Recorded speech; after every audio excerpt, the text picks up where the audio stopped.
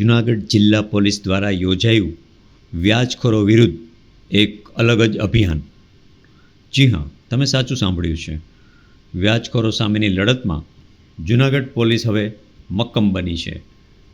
Police મહાનિરીક્ષક એટલે કે આઈજીના સીધા માર્ગદર્શન હેઠળ જૂનાગઢ જિલ્લા પોલીસે વ્યાજખોરો વિરુદ્ધ સતર્કતા અભિયાન જારી કર્યું છે, જેમાં વ્યાજખોરો સામેની અરજી નિકાલ કેમ્પ તથા લોન મેળાની માહિતી આપતા આ કેમ્પમાં પોલીસ પરેડ ગ્રાઉન્ડમાં અનેક અધિકારીઓએ હાજરી આપી હતી. આ હોલમાં જૂનાગઢ જિલ્લા રેન્જ આઈજી, જૂનાગઢ જિલ્લા એસપી, જૂનાગઢ શહેરના mayor Shrimati Gitaben Parmar, deputy mayor Girishbhai કોટેચાએ પણ હાજરી આપી અને યોગ્ય ઉદ્બોધનો કર્યા હતા.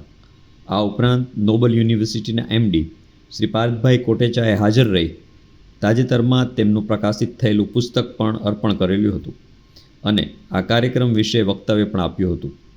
પોલીસ પરિવારના માનવીય અભિગમને લગતા કાર્યક્રમ કરવા બદલ અભિનંદન સાથે સૌએ શુભેચ્છા પાઠવી હતી. આ વિષયની ખૂબ જ ગંભીરતાથી લઈ રહી છે.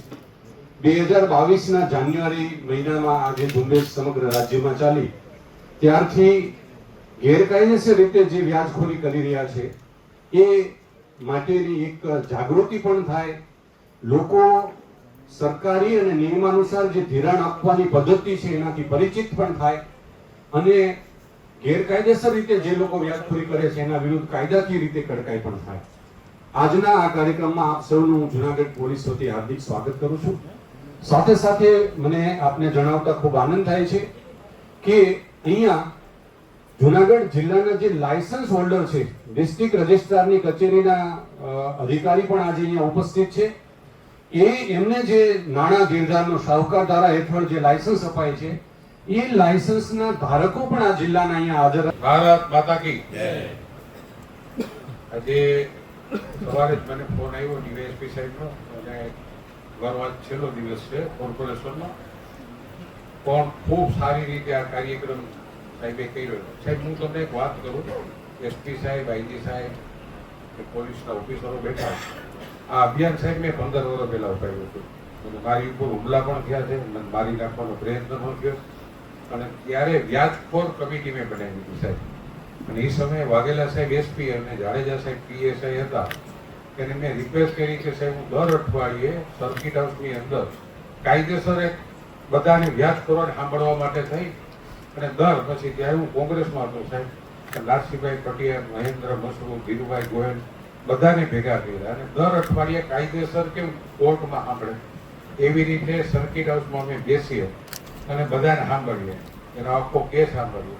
અને સાહેબ જૂનાગઢના એસપી અને આઈજી સાહેબ મારફત વ્યાજખોરીના દૂષણ માટે થઈને એક જૂનાગઢ જિલ્લા આખાના એક મિટિંગ બોલાવવામાં આવી હતી.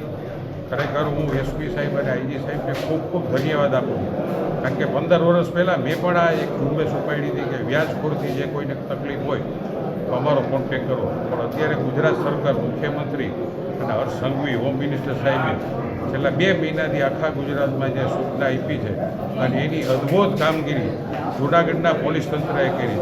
અત્યાર સુધીમાં 300 જે કોરા ચેક દીધા એ પોલીસે પાછા મેળવ્યા છે. ઓછામાં ઓછી લગભગ 70 બંગલાના અને જમીનોના દસ્તાવેજ કર્યા હતા, એ પાછા મેળવ્યા છે. ટોટલ 40 ફરિયાદો જે બીજી થઈ ગઈ એમાં 20 ફરિયાદોનું સુખદ સમાધાન કર્યું છે અને જેણે નથી કર્યું એની માટે શું મોટો એટલે એવડો કાયદો લગાડીને એની પર ફરિયાદ કરી છે. પોલીસ તંત્ર પોતે જ કરી છે ફરિયાદ. ખરેખર હું પોલીસ તંત્રને ખૂબ ખૂબ ધન્યવાદ આપું છું.